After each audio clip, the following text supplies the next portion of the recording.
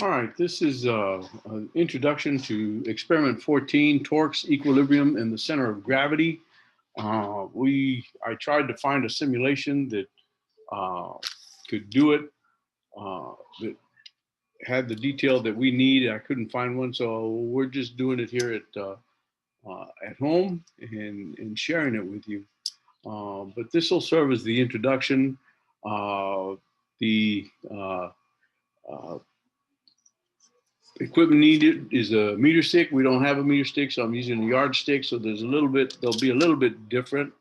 Uh, and we need some weight, some masses, and I made up 100-gram mass, using a little baby food jar and some nuts and bolts and another one. So we have two 100s and we have a 200, and you can see this one is a little bit fuller uh, than the others, and I came up with a little balance, and we were able to do it, and you'll see those in the following videos. So we were I was able to get enough equipment to do this experiment, but let's discuss what this experiment is teaching. And it's the conditions for equilibrium, mechanical equilibrium of a rigid body, or the sum of the forces must be equal to zero. The sum of the torques must be equal to zero. And that's what we're looking at in this experiment. We're going to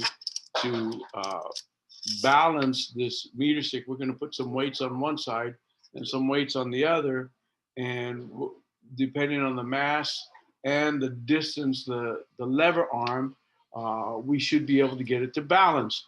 We can even get it to balance all the way to one side. We put a mass on one side, and we just adjust the pivot point to where the mass of the stick itself is the counterbalance. So that's what this particular experiment. It's all about balance. It's all about uh, getting equal torques on either side of the meter stick. Uh, Here's an example. You have M1, M2 at a distance R1 and R2, and then you have on the other side M3 and M4 at distances of R4 and R3. Now, if you didn't have it balanced, there would be either a clockwise or a counterclockwise rotation. Now, by convention, the counterclockwise rotation is considered positive. You can think of uh, if you think of the uh, XY coordinate and an angle, an increasing angle that increases in a counterclockwise direction, we think of that's positive, and we think of if it increases in a clockwise direction, that's negative. That's the same concept. Uh, so we're going to do some experiments, and we're going to find the center of mass of our yardstick. We're going to do a few cases. This is what it normally looks like in the lab. We don't have that luxury. Instead of a nice balance stand, I just used a little box of Velveeta that I cut out.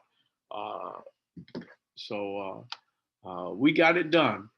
And so for this particular experiment, um, you know, there's not really anything to answer in the experimental planning. Now, you're welcome to read it. It might be helpful, but you must do the advanced study assignment. You know, answer those questions.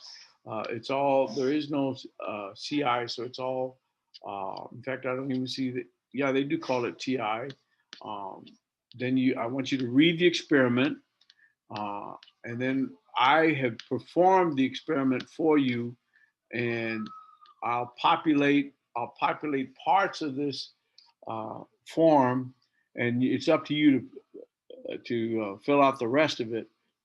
We've done case one, case 2A, and case 2B. Uh, Case 3, we skipped case 4, did case 5, and did all the cases in case 6, A through D. And then you're supposed to answer the questions. Okay, so I will, by the time you uh, get to the other videos, you'll see that I performed the video. I'll have the examples of the populated tables, and it's up to you to do the calculations and answer the questions. Okay, we'll stop here.